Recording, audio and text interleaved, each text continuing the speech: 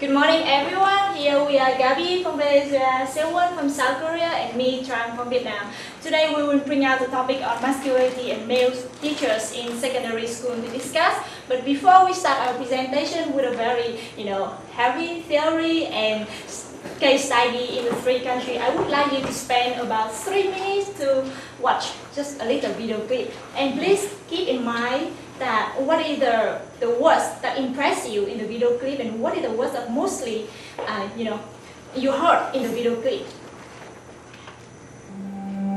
Stop crying. Stop with the tears. Don't cry. Pick yourself up. Stop with the emotions. Don't be a pussy. Don't nobody disrespect you. Be cool and be kind of a dick. Always keep your mind. Nobody likes a tattletale. Bros come before hoes. Don't let your woman run your life. Lit. What a fag. Get laid. Do something. Be a man. Be a man. Grow some balls.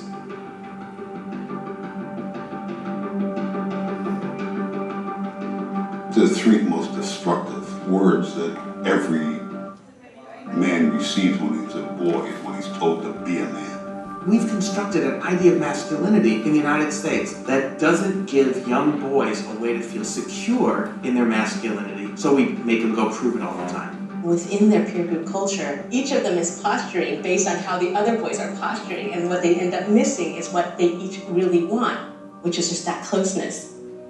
In good times, guys are like really close to each other, but when things get a little bit worse, you're on your own. From middle school, I had 4 really close friends. But once I kind of went into high school, I struggle finding people I can talk to because I feel like I'm not supposed to get help. Our kids get up every morning, they have to prepare their mask for how they're going to walk to school. A lot of our students don't know how to take the mask off. What is it you don't let people see? Almost 90% of you have pain and anger on the back of that paper. If you never cry, then you have all these feelings stuffed up inside of you, and then you can't get them out. They really buy into a culture that doesn't value what we feminized. If we're in a culture that doesn't value caring, doesn't value relationships, doesn't value empathy, you are going to have boys and girls, men and women go crazy. I had anger issues in high school. I felt like an outcast. I've been suspended at least once every year I was here. We would just look for trouble and just like try to fight. Boys are more likely to act out. They're more likely to become aggressive. Most people miss that as depression, or see it as a conduct disorder, or just a bad kid. I felt like just giving up on life. I actually had suicide thought to my head in 6th grade. I felt alone for a long time, and I actually thought about killing myself. Whether it's homicidal violence or suicidal violence, people resort to such desperate behavior only when they are feeling shamed and humiliated, or feel they would be if they didn't prove that they were real men. If you're told from day one, don't let nobody disrespect you, and this is the way you handle it as a man, respect is linked to violence. If I can man up, why step down from that, you feel me? It's like instinct. So man up, man up, man up, man up. Act like a man. Be a man. For my kids, I was going to end this hyper-masculine narrative here.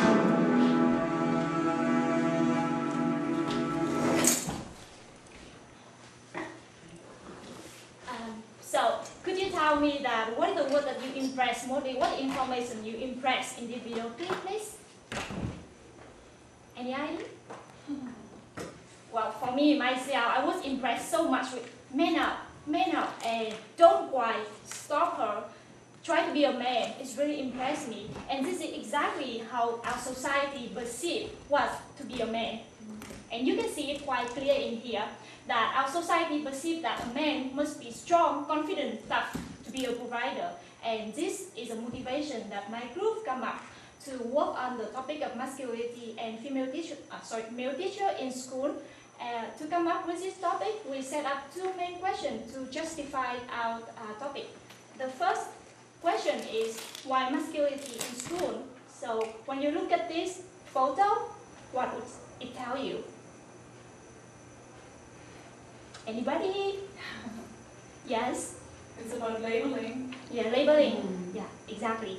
Labeling. That what you can see quite clear in here, that a girl that labeled masculine or a boy that labeled as girly. So we believe that school is the environment where students, they started to learn to categorize themselves, to conceptualize their identity. This is a task for them to, like categorize themselves into the dichotomy of being a woman or being a man. Therefore, we think that school, especially secondary school, where children from the age of 11 to 15 years old are the most important time to conceptualize themselves, to get their own identity.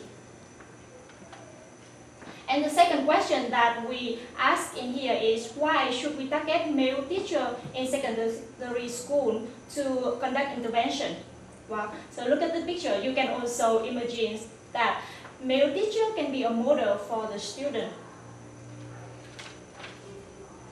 Well, in here we have a kind of theory, a little bit theory, so I need my note. So according to Cornell in 2008, there are two common ways in public understanding about education and gender. The first one is the simplified view of men, boys, and masculinity. It promotes a dichotomy and essentialist view of gender in which men, women are naturally different. And they are not just different in a reproductive system, but also different in a way of thinking, in their attitudes, their psychology, and their aspiration. So in this view, boys are essentially the same, and they are marked by a natural masculinity, for example, like deep masculinity or true manhood, etc. So with this way, it's produced a distinct set of interests and personality traits of boys, and also a different way of learning. And the second is the belief that only men can truly understand masculinity. Well, men have it and women they don't have it. They don't have masculinity. That's what public community used to understand. So men appreciate the importance of sport, fighting, competition, emotional control, etc. in a way that women cannot. Therefore, the education for boys can only be taken by men and acting as a role model of, mentor, coaches, or teachers. So with this kind of notion, instead of against it, try to push female model in there, we think of another way, another approach that we use male teacher to change this kind of role model. And we believe that male teacher can play the role model to inspire and also to encourage boy students to perceive an understanding of what it is to be a man and what it is to be masculinity. So again, look at this picture again. What do you see? Yes, they are the criteria to describe boys, to describe what to be a man, what to be a future man, what it is to be masculinity. What do you see in here? It's actually just only one way of understanding masculine pattern, right? Well, so this kind of understanding masculinity was designed by Cornell in 1995, and it's called hegemonic masculinity, and it's just only one pattern. Please keep in mind that one. I just want to emphasize that with this kind of definition of masculinity, if we just like prioritize on the dominant definition of masculinity, we have failed to see other alternative patterns that also exist. Well, in the Handbook of Study of Men and Masculinity, an author named Kim Miao in 2005 proved that there is no single pattern of masculinity which found in own culture or in any time during history, but there are a multiple pattern of masculinity. So, of course, with this way of understanding, we know that there are multiple ways of definition of masculinity and what it means to be a man, and of course there are diverse ways for men to live in a gender relation. So, linked with the previous idea that in the video clip, my group, we choose male teacher to tackle the issue. We believe that they can be the role model to inspire the male student to perceive the notion of what it means to be a man, and they can act differently in a different pattern of being a masculinity. So from this theory, We are here as we are coming from 3 different countries. We dig out a little bit into the current situation of gender issue in the 3 countries, and we found out that there's a kind of urgent need to change this. Because also linked with the video clip that while masculinity is considered as a root cause of gender-based violence and also student drop out from school. So I will start to give you with some data and figure from Vietnam, and then Sewan and Gabi will provide some figure from their own country. So here's some figure in Vietnam. Well, in Vietnam we don't have a like a data survey on the nationwide base. But we have data from big city, and in here I would like to bring here the data from the capital of Vietnam in Hanoi. Well, in 2014 there was a survey conducted by Plan, and what you can see quite clear in here that the rate of the students that experience any form of violence in school is quite high, around 71%. And emotional, physical, and sexual violence also like a high rate. Like you can see quite clear in here that students in secondary school, the time that they're supposed to have a safe environment to develop healthily, but they experience this kind of violence. And this is the data from one of the projects that I was participated. We conducted a survey in a big city in our country, in the middle of the country, with 791 students, and we found out that the number of students who experience violence is also experience of being a perpetrator. And you can see that boys are the blue column and orange color is for girls. So what we can see in here is boys, they tend to be the perpetrator. The rate is higher than girls. So what it is, why it happened to boy students? That is the question that we've been raising around our group discussion. And now, so what we like distribute some. Yeah, similar data I've been conduct. From survey school violence 2014. That it briefly showed that the different form of violence conducted to gender violence conducted to children. That the most highest violence is the verbal violence. It's almost 30% of violence was done by children. And if you see male, the most compared to female, male children is mostly done physical violence, and for women, they mostly do the verbal violence. So different kinds of violence are there. So yeah, in South Korea, the bullying and the violence is getting serious among children. So it's very controversial issue in South Korea. Okay, hi. So in Venezuela, the situation we're living in is that 75% of deaths for underage 18-year-old students were caused by male students. And over 70% of those deaths are males between 15 and 17. They're not even reaching full maturity, 18 years old. This is a study that was done by Center Comilla in 2009, because we don't have any official numbers. The government hasn't done any official studies on this. But this study shows that out of a sample of 600 students that they work with, 73% witnessed violence. Out of 600, 73% witnessed violence. And of that violence, 88 and 79% were between verbal aggression and physical aggression. And this is all done by male students. And if you look at the places where they say that they saw this violence or they received this violence or acted out, it's all in school. It's mostly out of school, patio, classroom, bathrooms, all of the percentages are mostly in school. These situations are happening in school. And some things that you see in at least in the public schools in Venezuela, is that we have had to implement a series of politics, like students have to wear transparent bags. You have to use transparent bags just to check that they're not carrying weapons. There are some public schools that have guards outside of the schools because of the violence that is being experienced in those schools. So there is a big situation going on with the violence in male students mostly. I'm not saying there's no violence in female students, but most of the percentages are done by males. And we do see, because of this, a very important need to have to do something, break the cycle, see what's going on.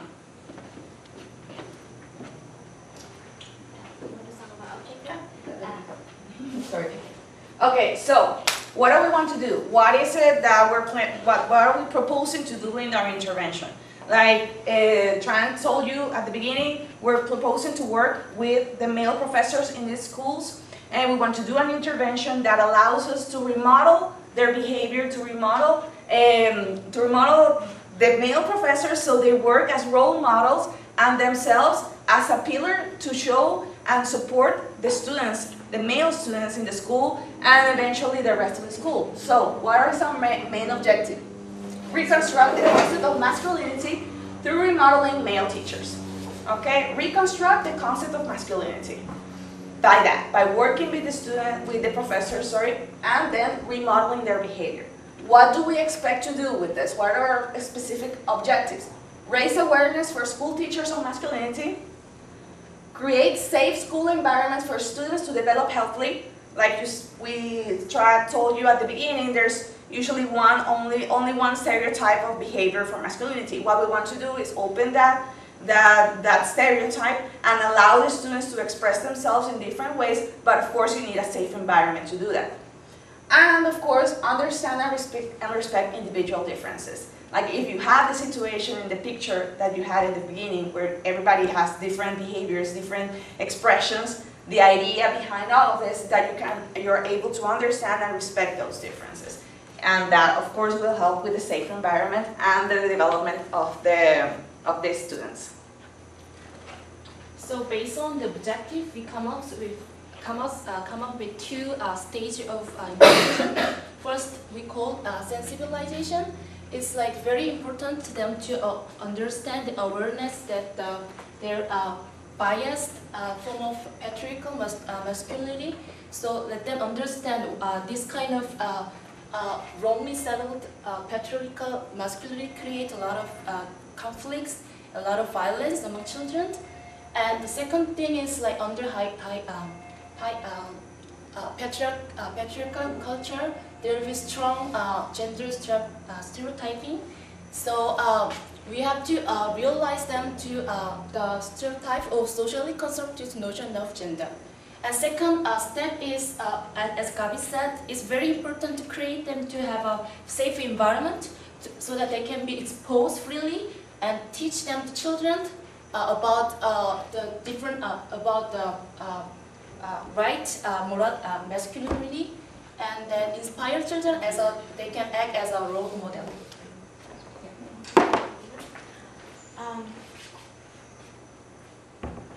With the bubbles and the intervention, we come up with our own mentoring map and the situation mentoring map in each of the countries so that we can see whether our mentoring map can be possible to apply or not. So I would like to start with my own mentoring map and the mentoring map of the male teacher in Vietnam first.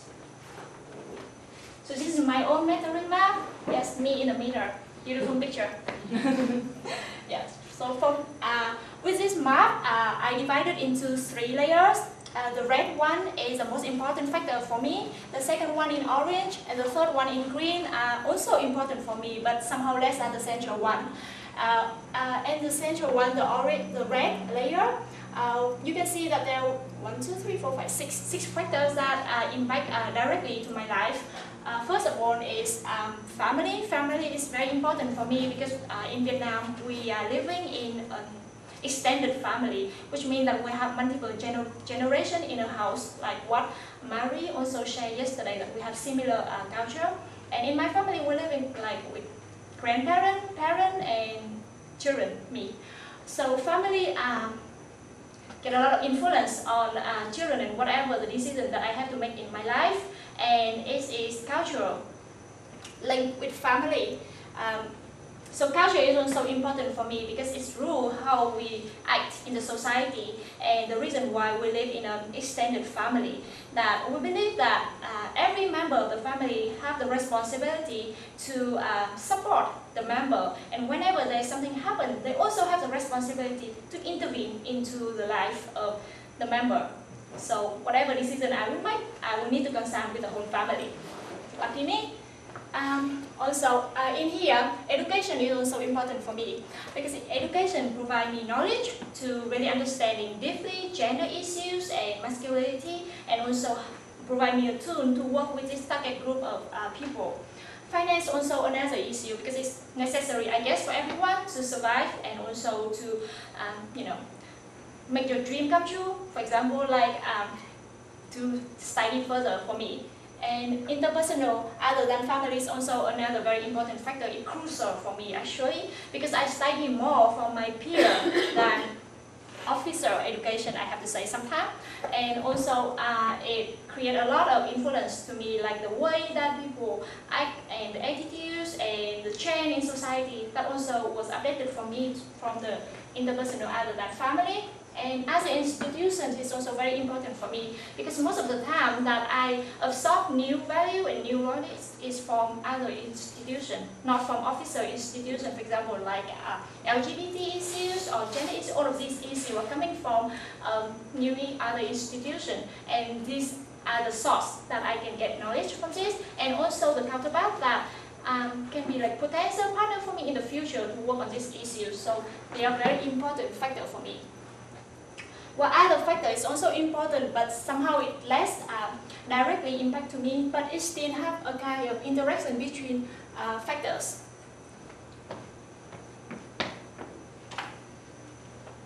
Okay. So this is a map of the male secondary school teacher issues in Vietnam.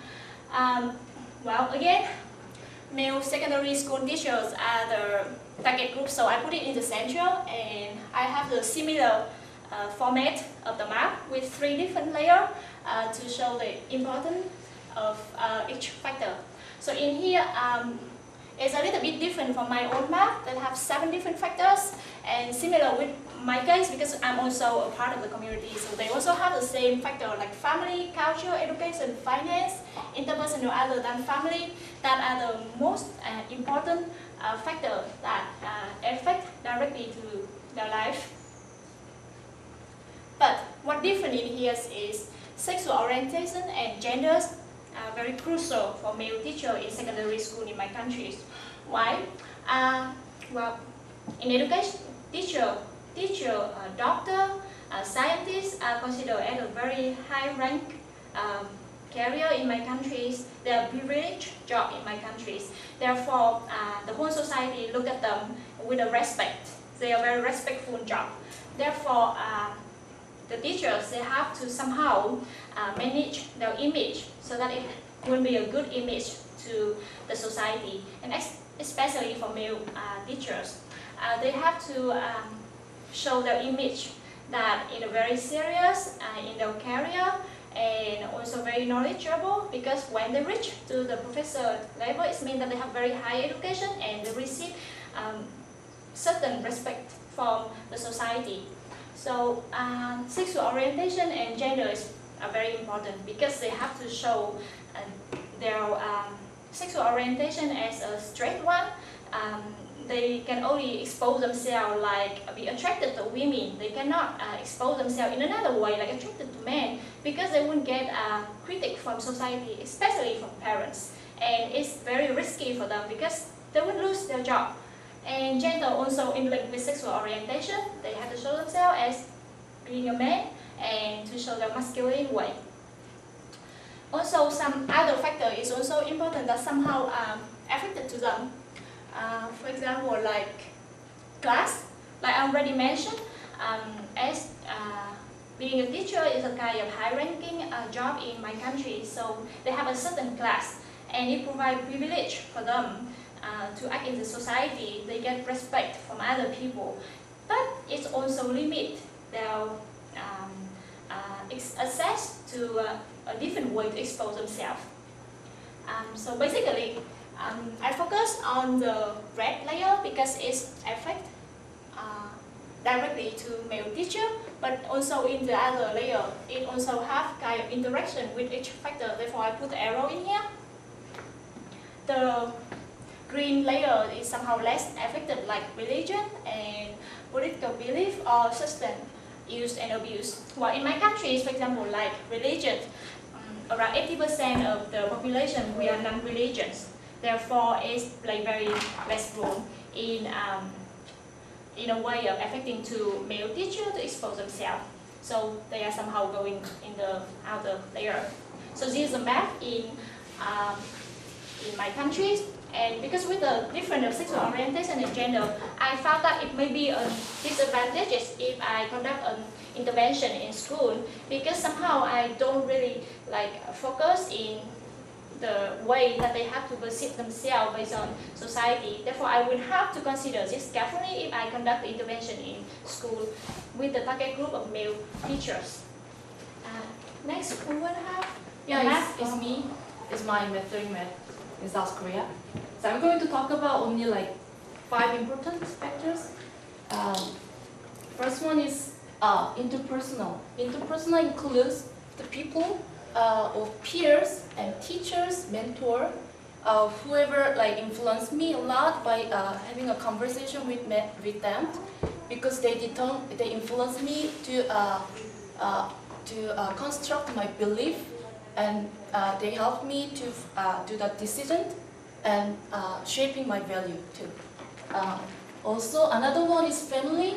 As for everyone, family is the most influential relationship, and family is one of the most source of my patriarchal belief and behavior comes from.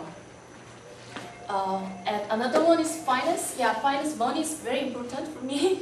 So it affects every my decisions whenever I have to make a decision making. So yeah, it's important. And another one is media. In South Korea, media industry developed a lot. So everyone has a smartphone. So every day you will receive the thousands of information and image from media resource. So it is one of the biggest contributor in generating lookism in South Korea. Lookism is what you're judging people based on the parents, not based on your characteristic. So it influenced me a lot too, to make a war. And another one is religion. I come from very strong Christian background, so it influenced me a lot on shaping my identity and perspective and life value too. So moving to the next one, this is the Korean male teacher in South Korea. I'm also going to talk about a few factors. First one, I classified Korean culture into 3 parts mainly. The first one is, of course, strong patriarchal culture. So under the patriarchal culture, most Korean people have a very essentialism idea of gender. That they have only binary idea of gender, so they infect a lot, and because of that, they have a strong bias, gender stereotyping. So it influences people how to behave, how to act, and how to consider. So it's very influential factor. And second one is Confucianism, and this is the Korean ruling principle in South Korea, that it's mainly teach that women are inferior than men. So women has to obey, women has to subordinate to men. And another factor is very important in terms of masculinity. As you all know, the Koreans there is a lot of tension going on between North Korea and South Korea. So every guy must go to military service. So it's very important. Wait a minute. It's actually this culture is embedded into almost every sector of South Korea society. That is shape and influence the providing the prejudiced masculinity among South Korean men. They emphasized the concept of unity, homogeneity, community spirit that it blocks them to understand those who are having those who are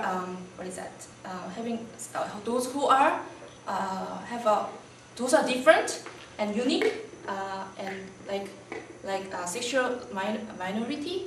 They don't want to accept them because they are not one a part of them. So it's another important factor in South Korea. And in military culture, it's lead to create environment where fully embodied with male-dominated culture with military style leadership.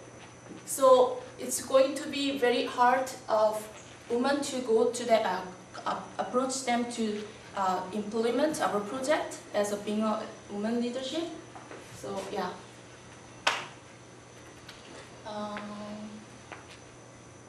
Yeah, age is very important for us because Korean is often called as the country of courtesy of people. That we in South Korea, respecting older people is very important social value. So you might see many times many Korean people came to you asking you your age. It's not because they are being rude. They just want to figure out how can they approach you. I mean, according to your age, their behavior and the way of their language and everything will be very different. So, so for male teacher in South Korea, if they are old teacher, they expect more obedience from students. In South Korea, still a majority of breadwinners are men. So of course, the finance is the very important factor for a male teacher. But although the teacher is one of the respected profession in South Korea, but their satisfaction of their salary is very low. So if you see the graph, the number of male teachers is continuously decreasing because of their lack of satisfaction of their finance salary. So I figured out three main things are very important, and it's going to be the restriction of our intervention in South Korea. First one is the finance, as they are being a breadwinner. They don't want to do anything which will be. They feel that it's going to take a risk of losing their job, and so they just want to stick to the traditional masculinity. And if you don't provide them any extra financial compensation, they are hard to participate in our training program. So second one is culture. As I show you that in South Korea, the military culture is very prevailing in South Korea. So without understand their military culture, it's very hard to understand them and also implement our project into their society. And women leadership cannot be well exercised among prevailing military style leaderships. And age is also very important. As I'm young, if I want to approach them to explain about our project, they will easily ignore my opinion because I'm young. And older male teacher they tend to stay loyal to the traditional system. So yeah, it's the three major factors I consider to be very obstacle for our project. Okay, thank you. So now this is my marrying map. Okay, well, I'm the clown. So what's important for me? First and foremost, family. Family is very important for me. My parents, my sister, we don't live all together, but again, in my culture, family is very important. Everybody is in each other's business. We all have everything to do with each other. And we're very interconnected. My family and family in my country. Interpersonal relationships as well is like the family you choose. my friends, the people you interact with daily, they all have an influence in me, in how I am, and how I deal with situations. Culture, undeniable. I am Venezuelan, and I'm very happy to be so. I'm a product of my culture as well in some occasions. But the culture in Venezuela is a patriarchal culture. So it's going to have an impact on my life, and it has had an impact on many of my decisions as well. Education is very important. It's starting from my entire life, and education is important. Not only for me, it's important for my family, and it's important in the country I live with. We take consideration very highly. Almost everybody has some kind of title. And gender, of course, gender, because it has been my center of work. It has been my north for many years, even though if I'm working or I'm studying or I'm actually living it. So this has become something very important for me. Like my companions in the group, we organize this in circles. These are the most important ones for me. I have a second circle that it's important as well to me because it's related to all of those situations that are in this main circle, which will be finance. It's important. I need to work. I need to earn my own money, of course. And there's another thing like violence and politics. Coming from my own country, violence and politics has been an important part of my life. I've had the misfortune of experiencing violence a couple of times, but also politics right now, the last 15 years has been an interesting situation that we have lived in the country that has a lot to do with the violence as well. It can be interconnected by themselves. Religion, I'm a Catholic. I've lived in a Catholic house. My mother is very Catholic. I studied in a Catholic school. So for many years, the idea of an all-seeing God has an impact on how I lived. And of course, well, age and ecology. Age has a lot to do with gender. As a woman, as you get older, different things are expected of you, and things are not expected of you. So you start having to be forced into some stereotypes. So it, of course, becomes into an internal and external struggle. So well, that's the most important things for me right now. And this is the map for the male secondary schools teachers in Venezuela. So what do we consider as it's important for them? Right now, in Venezuela, everybody's going to tell you family is very important. Male teachers are going to be males have family very important. Their kids are very important. Their wives are very important. Finance, truly important, especially for male teachers. They're not well paid. So finance is always something they're struggling with. They're going to have 1, 2, 3 jobs trying to make do. Interpersonal relationships, we're very familiar in Venezuela. Like everybody has like a lot of friends. So that's something that male teachers live with. Like males in Venezuela are alpha males, you know, they're the ones that put the party, they're the ones that follow everything. And male teachers, since they're not that many in a school, they're always considered like the special ones. Religion.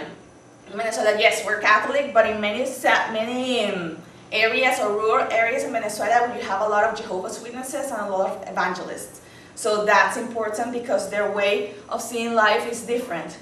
And gender and politics, well, gender, again, patriarchal society, a lot of machismo.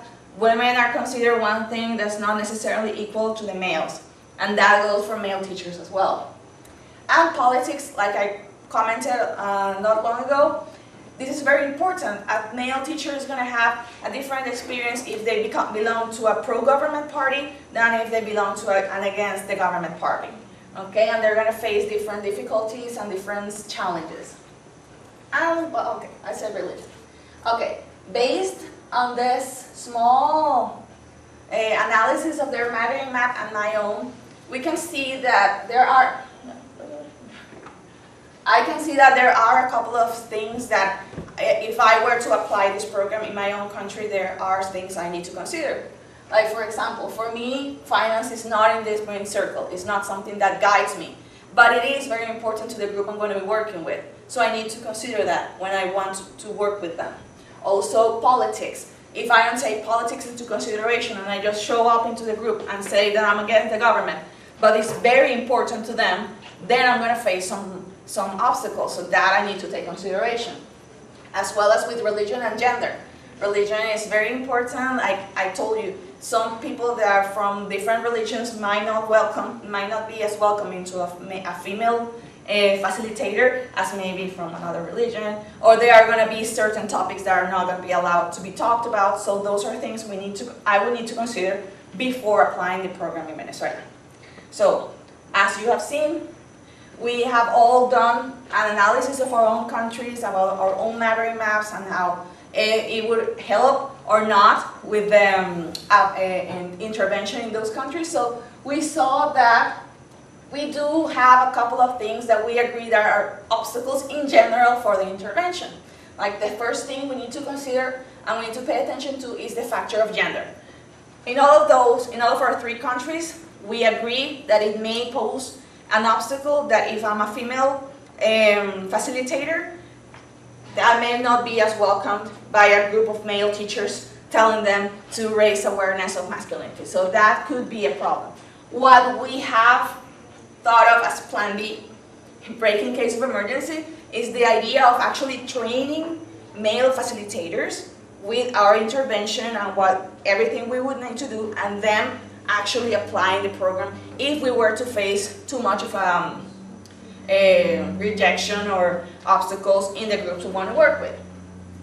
As we talked about it, religion, depending on our countries, we may find some obstacles, I will keep repeating the word, but in those groups. So the person that is actually going to be facilitating needs to be very sensitive to those possible differences. It doesn't have to be part of the intervention, but in the application of itself, the person has to be very sensitive towards those possible differences, so it doesn't work against you. Age, like Saiwan said and Tran said, is going to be very different if a 20-year-old comes and applies the program to a couple of 40-year-old professors. They may not be as welcoming. We have found that in most of our countries, education is very important to the male professors. So we see that may be balanced between age and education. But of course, that also means that the person that is going to be applying the program needs to have a lot of titles and masters and PhDs, which not necessarily makes it very easily replicable. Okay, you can't have all of the professors only applying the program. So that is one thing to consider in all of the programs. And of course, finance. How to get over that obstacle of, are they going to come if we say that the preparation is something volunteering? All of us said that's not going to happen. So how do you overcome that? What we pose is to actually propose and do this intervention in the environment of the schools or in the environment of some institution that supports education. That doesn't mean that the professors are going to lose money by attending the intervention. Doesn't mean that we're going to pay them to be the intervention. It just means that they don't waste, they don't lose money, they don't perceive it as a waste of time and money to actually be part of the intervention. And of course, the entire intervention would be in the language of actually them understanding that this is not something that it's going to diminish your position or diminish your work. It's something that will actually give you more tools to work and open more of your opportunities. Yeah, this is the approach that we try to get from the gap rules, but we also think of another approach that from the structural changes. While considering the difference of the 3 countries, we realize that we need also the approach in law, for example. Like in Vietnam, we have gender equality law, but the gender equality law is interpreted in my countries like the fight for women to get equal rights with men. And also we have gender subjects that is mainstream into university so that students can also study about gender equality. But most of the time we just try to absorb only the notion of equality for both men and women. So in here, we also think of the idea that to approach from a very structural way that can change the idea of studying gender also in university and also in the way of interpretation, the law, that gender can also be like in a different way of expose people, individual. So not just like the fight for equality of men and women. So with this way of approach, we come up with the conclusion that there are two main things for us. We all agree that students deserve to have a positive role models from their teachers to develop healthily and to perceive gender and sexual orientation and the way they expose themselves in a very healthy way. And they need a safe school environment to develop themselves. And the second one, we realize that it's very urgent in our countries, our three countries, and probably in your country, still to start the change in education environment that we should tackle from the male model. So this is what we come up with. Thank you. Thank you.